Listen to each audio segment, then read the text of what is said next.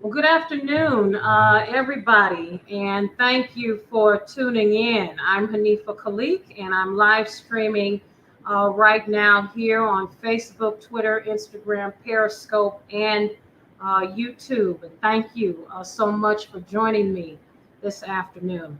I am running for United States Senate right here in Indiana in 2022, and I'm starting my campaign right now because that's what it's going to take in order for me to win. And this is my ninth virtual town hall that I am hosting for Gary, Indiana. This town hall series, of course, was originally planned to take place in person, but of course, due to COVID, here is where we find ourselves doing things virtually. I want listeners to know this may, in fact, be my final virtual town hall because the last two will be held in person. One at Indiana State University on September the 4th, which is a Friday, and at the Bartholomew County Public Library on September 12th in Columbus, Indiana. I do hope that you will keep up with me and join me. We are encouraging the social distancing measures at these locations, and there will be a face mask wearing requirement.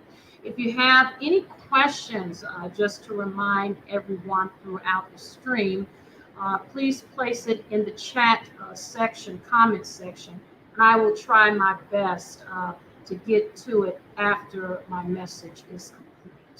So, first of all, for those of you who have been tuning in each Saturday, thank you so much for doing so. And to my Gary listeners, thank you for tuning in, especially. I'll always start my town halls off with a brief introduction of myself, who I am, and of course, go into my bio, move on to some national and local issues, and conclude with some campaign news that you can use.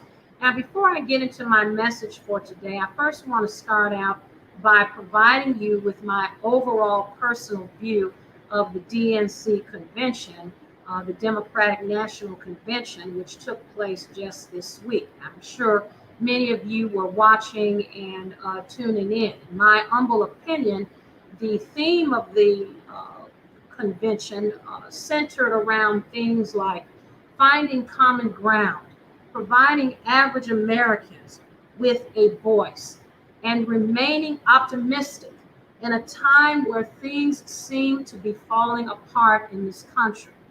This is a surprising but much needed shift in politicians and their conversation, since most of what we're used to hearing has been negative, divisive, and getting us absolutely nowhere. Additionally, I was happy to see average Americans virtually voicing their concerns and being provided with a platform to express their opinions and sentiments. Last weekend, my campaign held a unity bike ride across the region.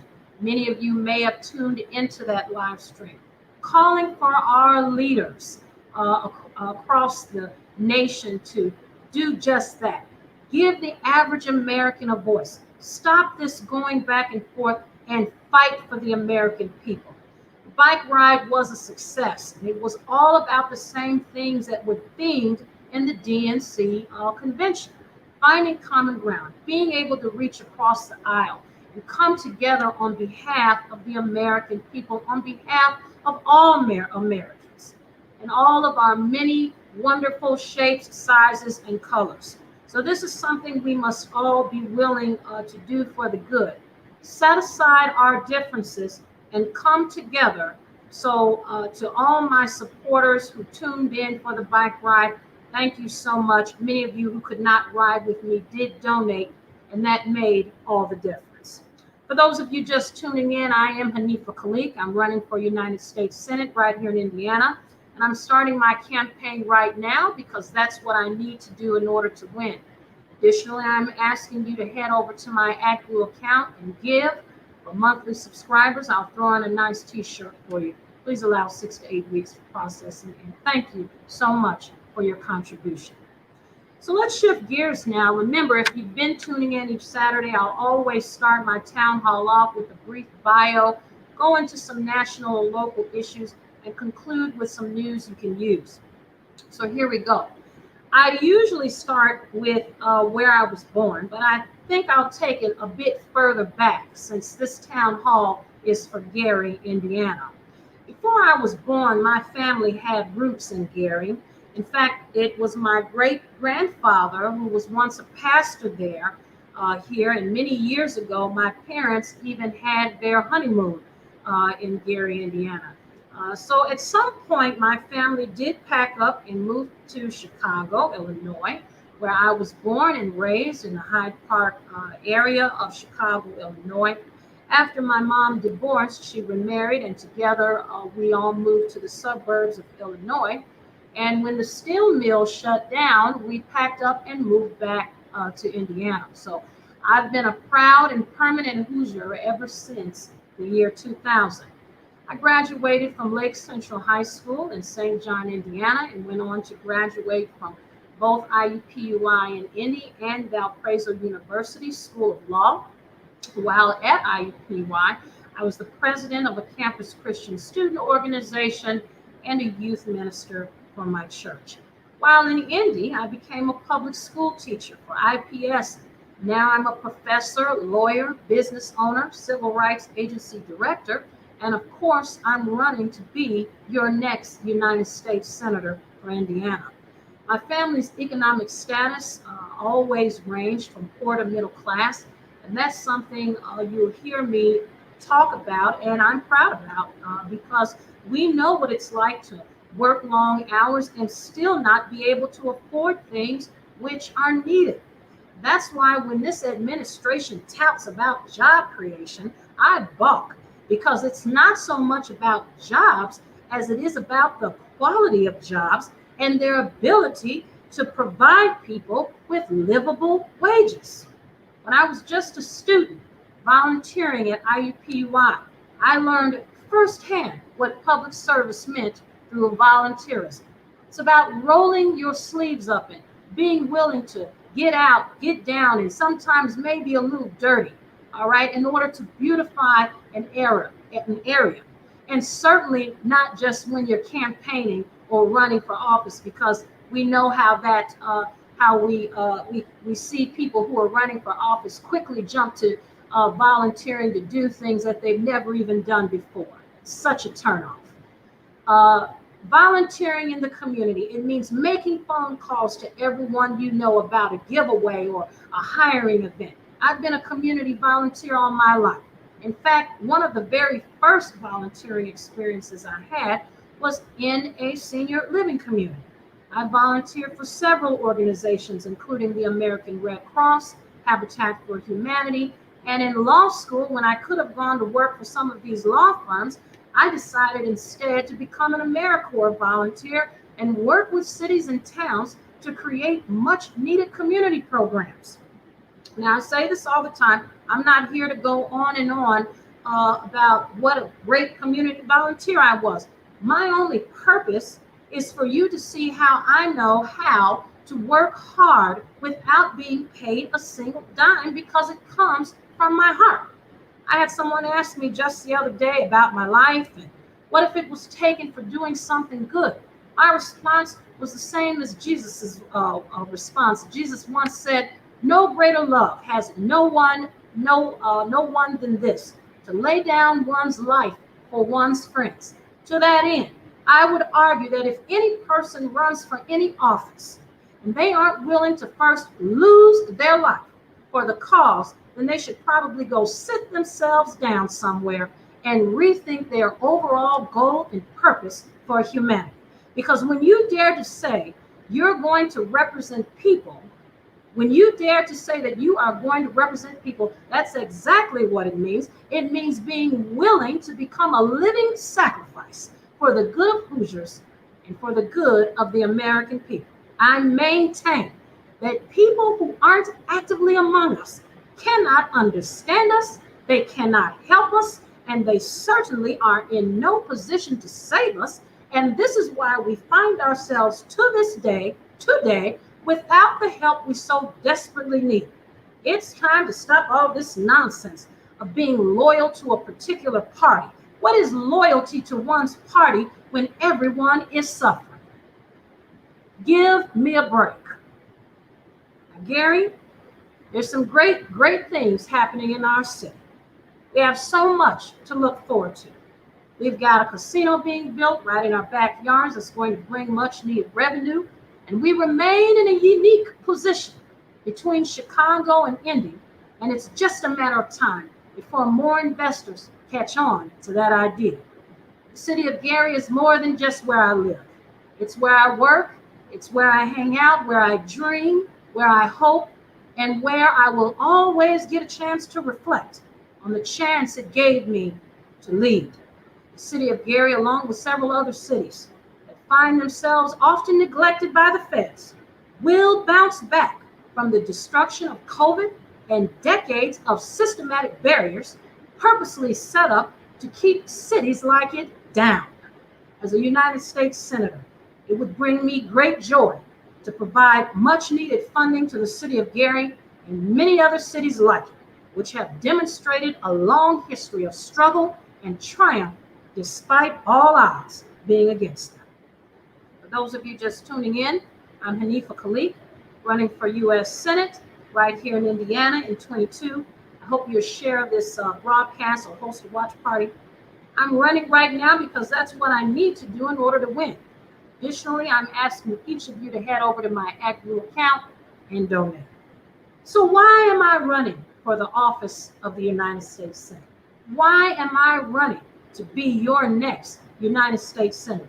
Well, let's start off with the president's executive order for COVID-19 relief.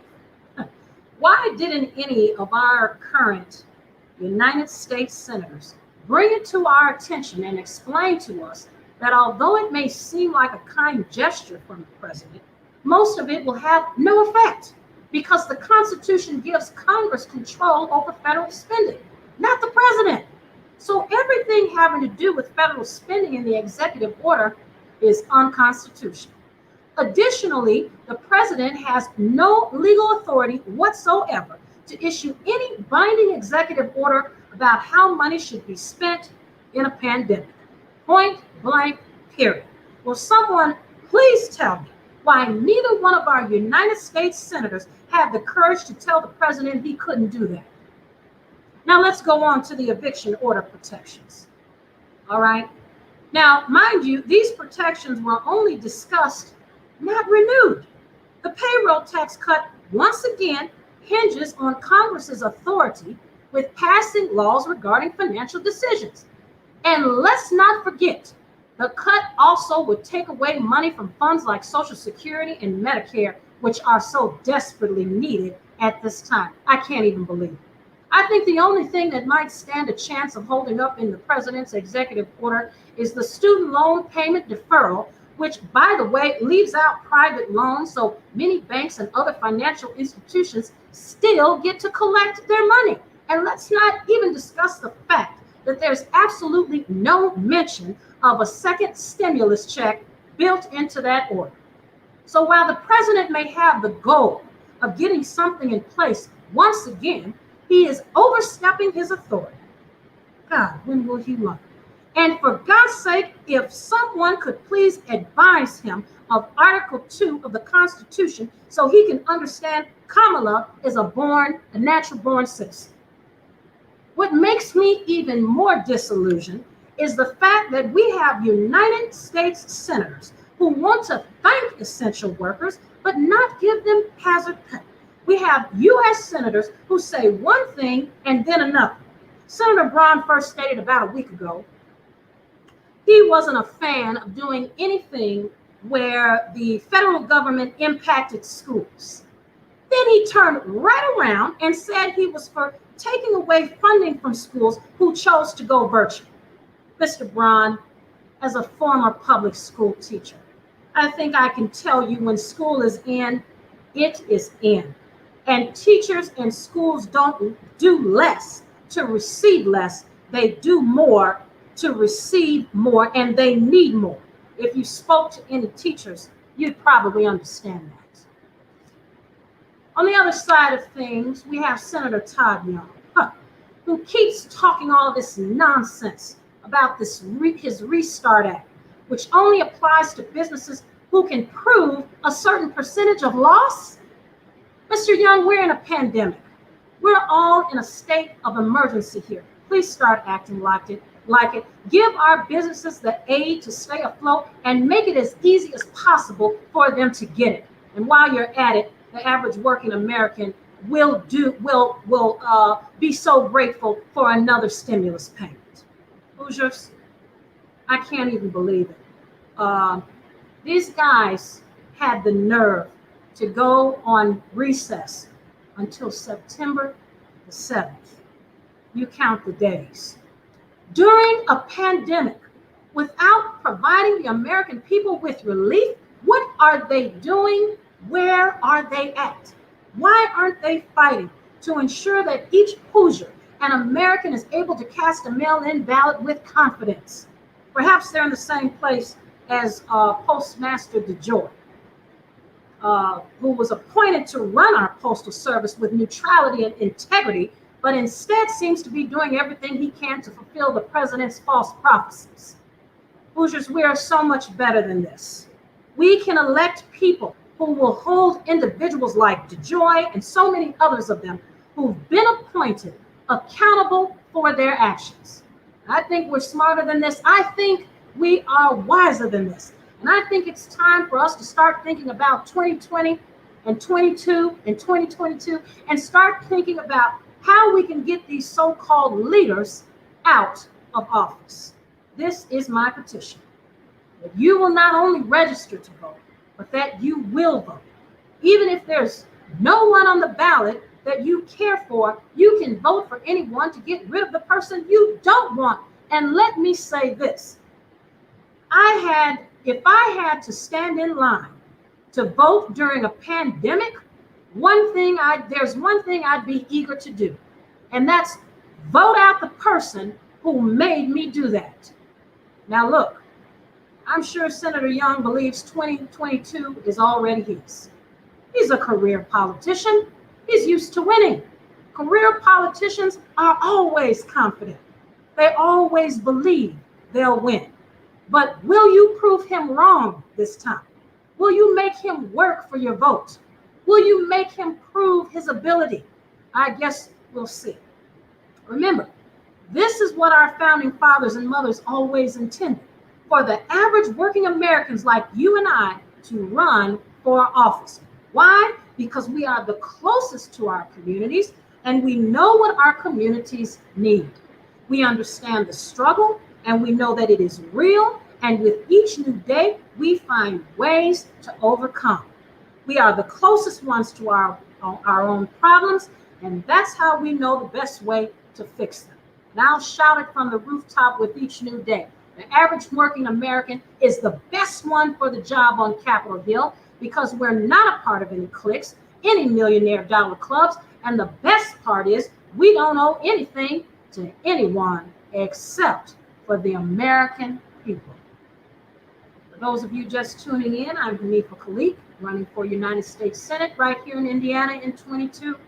And I'm starting my campaign right now because that's what I need to do in order to win. Additionally, I'm asking each of you to head over to my ActBlue account and give. The name of my committee is Haneefah Khaaliq and Hoosiers for Haneefah.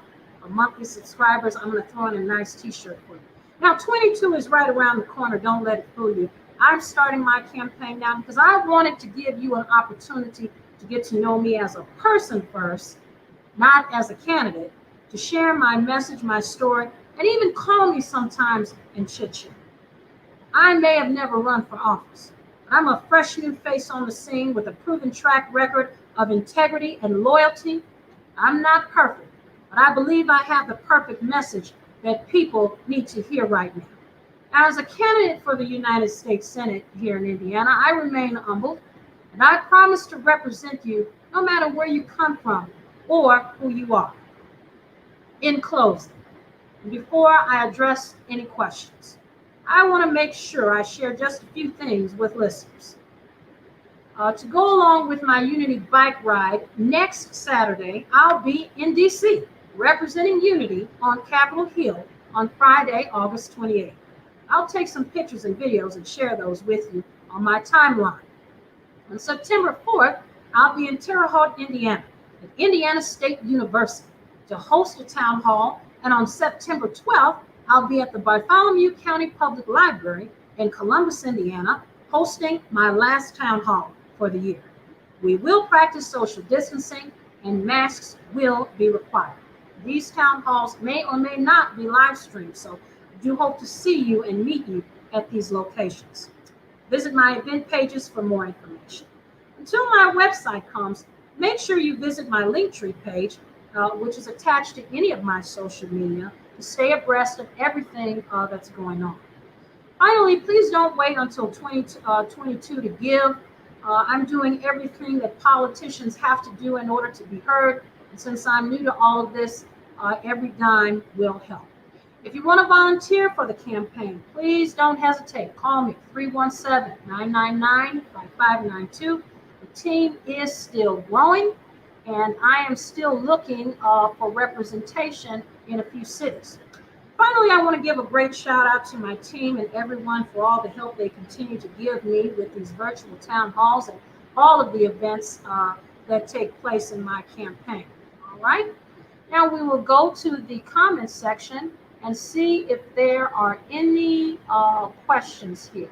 Give me just a second here. Once again, if you do have a question, you can place it here in the comments section. Give me just a second to read this. All right, it doesn't look like we have any questions in the comments section, and that is just fine. So one last time, I'm Haneefah Khaaliq, running for United States Senate right here in Indiana. I hope if you missed the beginning of this broadcast, you'll go back and review it and also share it. And remember, I'm starting my campaign early because that's what I believe I need to do in order to win. Additionally, I'm asking you to head over to my ActBlue. A special thank you to everyone who has tuned into these virtual town halls from the very beginning. I hope you got to know me as a candidate, as a person, but most of all, as a person that you can relate to. God bless you, God bless Indiana, and God bless America. Thank you so much.